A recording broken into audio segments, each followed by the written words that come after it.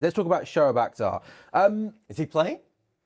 Come back? Don't know. If Mohamed Abbas keeps coming back, maybe Shoaib Akhtar might come back. Shoaib probably still bowls quicker than Mohamed Abbas. He will. I think I bowl quicker than Mohamed Abbas, to be fair.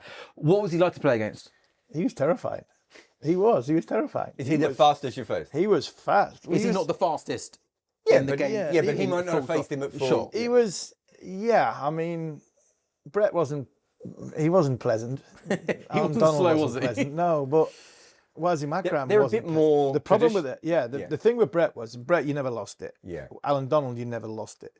Shoaib Akhtar, you lost it about 4 times. I mean, in his run-up, you lost it. And that was the thing. And he slung back. And when the slung back, obviously there was... Do you know what Hamid's talking about? Yeah.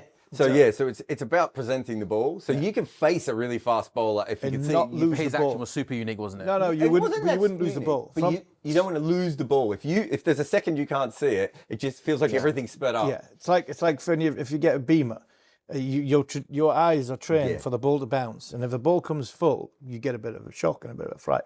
So if you're facing someone like Brett Lee, you know it's going to be fast. But from the minute Brett Lee starts there, I don't lose this. Right. He's like that. It's there. Yeah. Alan Shoaib, Donald, you can't see the ball. It's there. Shoaib was more that way. So he held his hand. So he's more that way. And then when he went round, he's sort of he hyperextended his arm. So he just lost sight of the ball. It's like the ball goes into a vortex for a second. Yeah. All of a sudden, And then it comes out really quick. Then all of a sudden, it comes extra set and that. Yeah. And whether you're on, there are bowlers that didn't need the surface to be quick. Sometimes bowlers bowl into the surface. Somebody Glenn McGrath about 8 mile an hour, and you go, and it's impossible because it doesn't speed up off the surface. When it hits hits the top of your bat, it spikes your bat, you go, that's faster than 80 mile an hour. But there's some people who didn't need the pitch for it to be fast because through the air they were rapid. And probably Shoaib Akhtar, Brett Lee, I never really faced Donald in his pomp. Never faced Wazim in his pomp. But they were the ones that were the high echelons of pace-wise. It'd be like facing Mark Wood, Jofra Archer now. Mitchell Stark when he gets it, when he got that one coming back. Henrik Nokia when he was when he got going. So I was quick. I wasn't in their league. I was quick. I meant the ball bounce, but I was never in their league. I could bowl fast balls, but I wasn't like extreme pace that Shoaib was. It's incredible to watch like some of the spells that he's bowled. I think Adam Gilchrist made his debut, made about 80 at the Gabba, and like was seeing the ball like a watermelon, right? And like he was a late starter to cricket. He was really eager, he wanted to make runs, and then Akhtar just comes around the wicket, and you can find it online. It just explodes the stumps. There's some of the balls he bowled to Sachin Tendulkar, where Sachin Tendulkar's done everything right, and he's just too late. He's just not there. He was a very good bowler against the top order, without being a great bowler against the top order. But once you got to number 5, 6, 7, and 8 onwards, it was just... Why wasn't he a great bowler against the top order? Just because he would give bad balls. Because the top order didn't mind. The top batters in the world, top 6 batters in the world, or batters that bat in the top 6, very rarely would you say they were frightened of pace. Yeah. They didn't like pace. They weren't frightened of pace. They're also that They a could plan, use right? it. They could use the They would pace. be Score like- runs to help you. Well, so most top players, if you talk to them, when they face someone like Shoaib Akhtar, they're like, great, okay, so anything wide, I'm going to throw my hands out, right? Anything short, I'm going to get under. They've got that they won't use all their skills, but they'll use 2 or 3. It's very hard for number 6, number 7, number 8. Once you get to that, once you get to 10 and 11, they don't have any plans, right? You've seen it. I'll stand at leg stump. Stand at leg stump, and I'm offering me stumps. And if he bowls at them, I'm swinging. And if it misses, well, then I'm happy. So I think Akhtar might have been the best bowler we have on record against the tail. Yeah. Okay. Ever. And he just... And like I'm saying, he's not bad against the top order. No. It's just that once he got to the tail, he just eviscerated them. The problem in Test cricket is he doesn't play that much because it takes 46 Test matches. It took like he needed to be so physically right because unless he was at 100%, he actually wasn't a very good. And he couldn't. He's a bit like Simon Jones in that regard. Shoaib couldn't really bowl at 85%.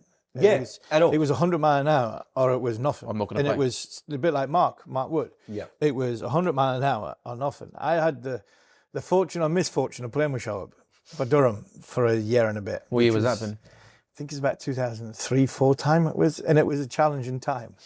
Yeah, we didn't always get on. Okay, tell us more. Right. No, I'm not going to tell you that now. We Well, didn't always. What's the point of doing this conversation? We if didn't always get on, but when he was on, he was unbelievable. When he wasn't, he was a pain in the backside.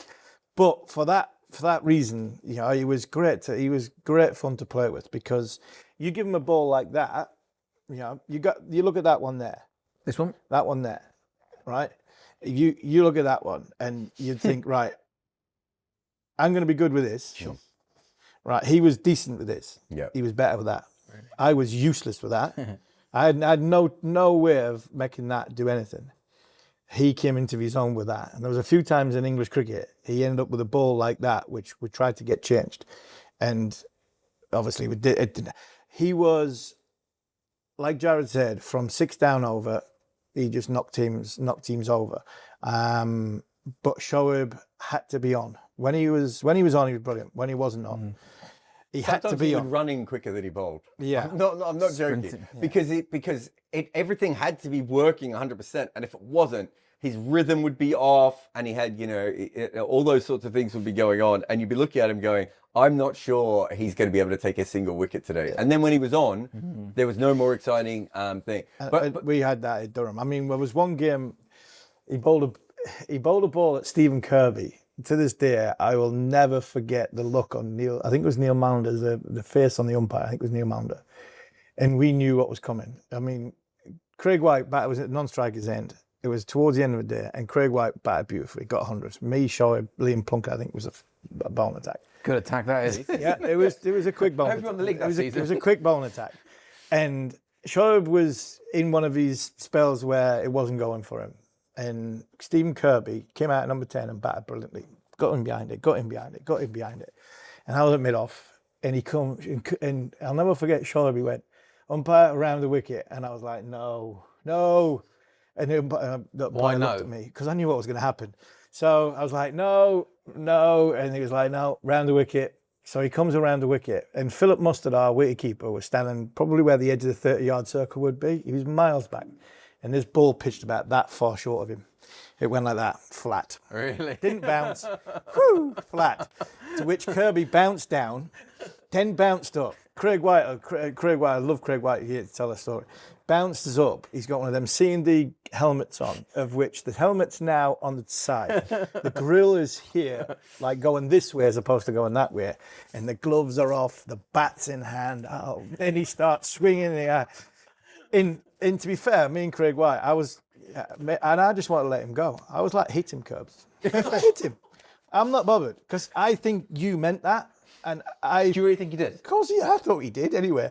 Well, I said to the umpire no like that before he started his run-up, because I had an idea that this thing wasn't going to be pleasant. Yeah. And he starts giving it with a bat, and me and Chalky's in the middle trying to push him away. Shoaib, is he coming for it? Or is he no, walking away? Shoaib's just standing there. He was like that. He's like that, and Curbs is out this and out that, and there was saliva coming everywhere, and it wasn't fun. I mean, it wasn't fun fishing Shoaib the best of the time bowling, but he bowled this flat one, and it was it wasn't nice. But take nothing away, he was a scary. Yeah. We played in 2005 off the back of the World 11 game, and I think in one of the net sessions, Freddie had said to him, because he had a vest on. I've got the quote written down here. And he was like, it's no good looking like Tarzan and bowling like Jane. To which, when we went to Pakistan in the test match in Multan, I mean, that was the best of Shoaib. And I'm led to believe that Shoaib got Freddie out in that series and then said, how do I look, Mr. Flintoff? Like Tarzan? No, he didn't. No, he didn't. He started pumping his chest, and he went, So, He was an incredible showman, though. He was a brilliant showman. So he played for Surrey for like 3 games. He was a brilliant showman. Yeah, and they brought him out, and he was done. He shouldn't be. Yeah. What year would that have been, roughly, do you reckon? 2008, 2009, maybe. And he had a kind heart. There was a really nice guy in there. I mean, we cupped him. I cupped him possibly on a. He wasn't always my cup of tea. But he wasn't. That was nothing. That's not negative about Shoaib. Yeah. He's a different character to me. But that's the point. He was a ridiculous person. So he's playing for Surrey, and he's at deep backward square leg, And then instead of coming in to give the umpire his stuff, he chucks it over the rope and comes around because he's run up so long. He's basically starting from the members anyway, right? Then he comes back around after like his second over and he says to the groundsman, can you come here and can you massage me? And the groundsman's like, no, I'm a groundsman. He goes, come here and do this. And he's got the groundsman, he's stretching him and everything. And the physio runs out and he goes, no, this guy's got it. And it's just like, then he walked all the way back around the boundary and then bolted back in. Like he's a different guy. You watch his YouTube channel. Like you don't need to understand Urdu or Hindi at all to be like, this is an entertaining person. I can understand why being in a change room with him would sometimes be frustrating, but he's an entertaining person. We played a game at Worcester and I had to change ends twice. You know, he bowled 2 overs from that end. Now the wind's turned around, so he bowled 2 overs from that end. So I had to change ends and turn. Yeah, it was about 2003, 4. And I'm looking at it. I'm going, there's nothing wrong with the ends. There's nothing wrong with the wind. You're just unfit. You're knackered. You're absolutely knackered. He was coming back from an injury, so he was. Yeah. And I'm at the time, and I'm going, I think I was ranked number 1 bowler in the world at the time. And 18 months. And I'm moving ends because. Yeah, the fast lad, the showman wants to show. Yeah. And I didn't have a problem with that. I didn't, as much as I was whinging at the time and going, get him to pull his finger out then if he's going to bowl at that end. But there was a lot of good in Shoaib. But being in a dressing room sometimes was hard work. Can I just read this from Cricinfo from a couple of years ago about Shoaib Akhtar. It says, but that he ended his career, and if only or could have been, is the great tragedy. He had it all when he blew it. So much so that what he did on the field had long been ceased to matter and has been eclipsed by scraps off the field. For any sportsman, that is a damning indictment. Is that, do you both sometimes think that all that stuff you're talking about, when other stuff happened off the pitch, is kind of the first thing you think of when it comes to Shoaib Akhtar, and then maybe doesn't get enough credit for what a great bowler he is? Oh, he was a great bowler. Yeah. He was a great bowler when he was on. He was also, you got to put into context as well, he was coming after Waqar and Wasim. Big boost to Phil. You're coming after Waqar and Wasim. Yeah. So and he didn't have a lot of backup either. No, he didn't. He didn't. Yeah. He didn't. And I remember, I mean, one of the funny stories with Shoaib was when he broke the 100 mile an hour. You know, there was 200 mile an hour in that World Cup in 2003. And Nick Knight faced them both. One was Brett Lee and the other was Shoaib Akhtar. And Ian Blackwell wasn't playing in the game. We were in the viewing gallery at Newlands. Table mount in the background, lights on, whole lot, big screen. Knighty fends off this 100 mile an hour delivery and Shoaib's giving it the old, hands in the air and the pyrotechnics going off, 161 point, whatever, 100 mile an hour, fastest bowler ever. So Blackie goes and gets his camera and he comes back and he's standing.